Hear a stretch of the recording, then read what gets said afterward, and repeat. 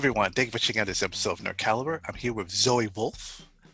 Today we're going to talk about her amazing Tinkerbell cosplay.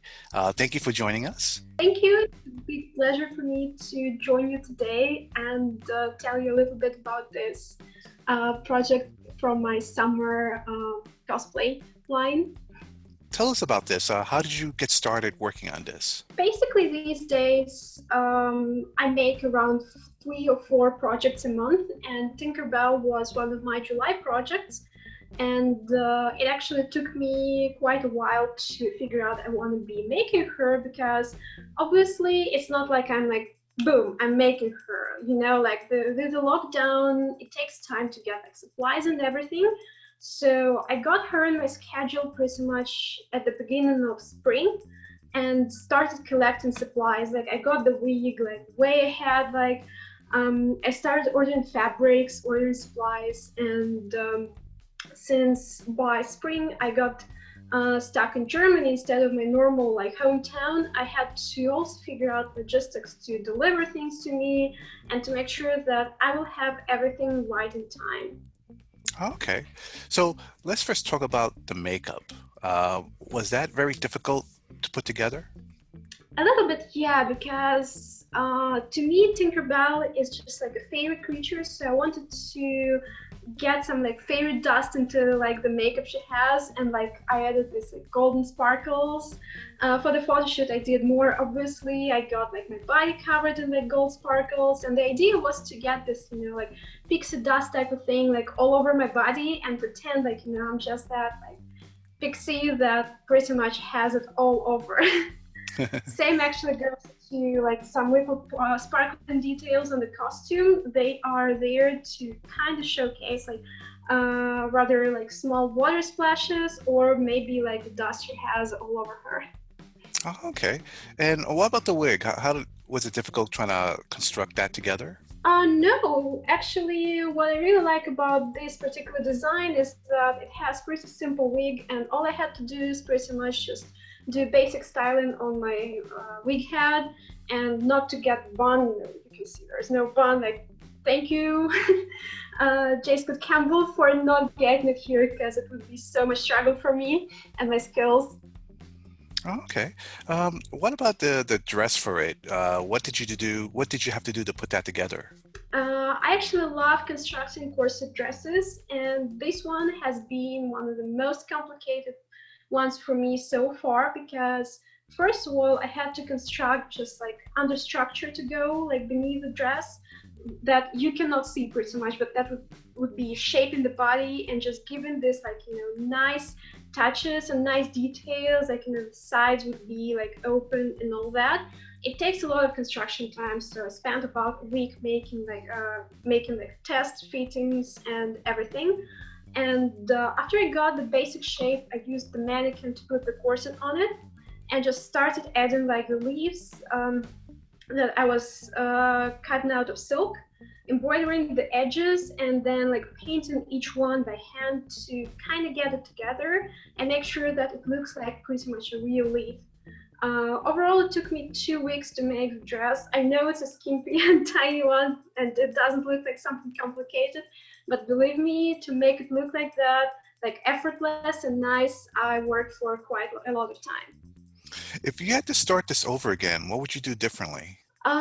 Maybe I'll do another like test fitting for the corset itself to kind of get some details better, because you never can be satisfied with what you do, especially with corsets. Like you always need to do better. Why did you choose Tinkerbell to cosplay? To be honest, she has been one of my dream characters forever, and this year, like with all like lockdown thing and everything, I realized that the main subject for me is to keep working on things and to keep creating costumes that would be keeping me busy, like motivated and pretty much happy. And I finally decided that Tinkerbell, which I was saving for a few years already, like this reference is coming from J. Scott Campbell's original like Tinkerbell artworks, which he first used for his Disney character calendar. But later, Sideshow decided to make a big sculpture based on it. And I had this reference for a few years already, just wasn't sure when I'm gonna have time. And this year I felt like now or never. And that's how it all started. And that's why I felt like for my birthday month, I had to pick something really special, and this design was exactly it. Okay. So when you brought this to a convention, did you have any problems with it? Was it very comfortable to wear? So I haven't brought it to any convention yet because there are no conventions happening right now pretty much. But for a photo shoot, I did bring it to like a national park here in Germany, and it's a really comfortable costume that is really easy to wear. And I have to say that like it's super attractive for kids. Like I never had so many watchers, just climbing over the hills around me to be like, oh, we're just walking by, like you can't stay there, but we're gonna look. That was super cute. Do you have to do anything special to keep the outfit in good shape? Do you have to do certain things to make sure it doesn't get damaged in any way? Actually, yeah. So, like for my wings, for example, I cannot keep them on display all the time because they're pretty heavy, and you cannot put them on the floor or just put them on the mannequin or on the wall all the time. So, what I have to do is just keep them in their box, like densely packed, covered in special like fabric pieces. So it's not damaged. For the corset itself, I pretty much just keep it in a plastic box to avoid any dust, and like I keep it in a dark place because sunshine like damages costumes the most, and you never know like what color your outfit would be if you leave it for a few months on the windowsill or just somewhere their sun can get it. Well, let's talk about the wings. How was the process of putting that together? That was actually one of the most exciting parts of the costume, I have to say. So, when it comes to costumes I'm planning to put on Etsy or just that take a lot of time and effort, I usually work with help of a few other people who are like my team and who can produce them faster than me. So I made the design and suggested like ideas, and they helped me to make it happen.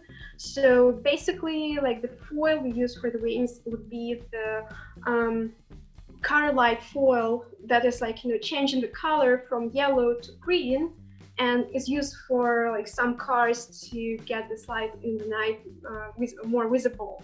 It works perfect for the wings because if you like glue two layers together with like some wire in between, it gives this amazing like half transparent design that is super nice during the day in the light, and is just so beautiful and just looks amazing. To put it together, I used some wire just to kind of get them on a metal frame that goes inside of the corset. So like why this dress is a corset dress, pretty much because the wings had to stay on, and I didn't want any lines, like anything. So it has to be like as real as possible. And the wings on the flat frame just go inside on the corset on the back, and that way they stay there, they look nice, and anytime I can just take it off or just get it back without like ruining the magic of the cosplay at all. Is the wings very heavy? I've heard that some wings when cosplayers make them tend to be troublesome because it hurts their back after some time. Did you have that problem? Yes and no, because when it comes to lightweight shapes like that, because it's pretty much like lightweight plastic for the frame, super light foil, and a little bit of wire, they're less than 1 kilo in weight. And the main problem would be that your back gets tired anyway, and of course you need breaks in between like wearing the whole outfit. But for 2 or 3 hour photo shoot or just 2 or 3 hours of walking during the convention, it's absolutely fine. I have a few heavier options that are way harder to wear. What do you do for footwear for the costume? So as you know, Tinkerbell pretty much wears no shoes, especially on this design in particular.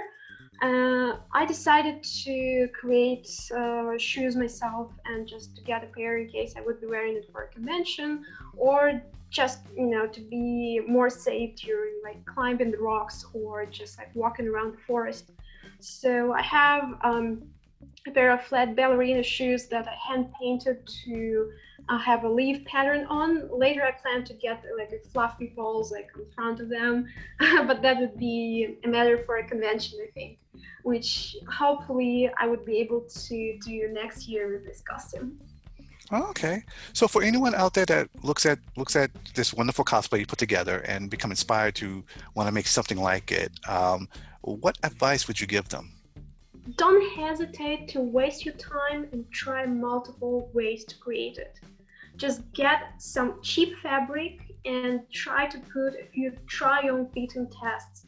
Try to get like the corset shape like a few different ways, because to me the key in getting this cosplay together was to make the proper corset shape, like to make the proper cut, to make the proper like hair of everything. So just spend your time to create this, because once you get your pattern like designed correctly, you'll be able to put the design together in about a week. And just do your work and prepare everything properly before you put it together. Okay.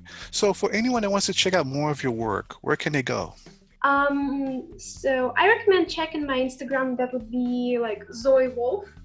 I put all of my fresh work there, mostly cosplay, sometimes like more modeling stuff or things that also later come to other social media. Another good source would be DeviantArt. I know these days like a lot of people underestimate the social media, but we all came from DeviantArt, I think. So it's completely worth it checking it there, because you can see like a lot more pictures together, and you don't have to look into like the whole profile searching for certain things. You can just like see 5 to 6 like pictures from each photo shoot there together. So that would be a good source. Okay, excellent. Well, thank you so much for your time. Again, this looks tremendous. And thank you, viewers, for watching, and stay tuned for more cosplay content. Have a great day, everyone.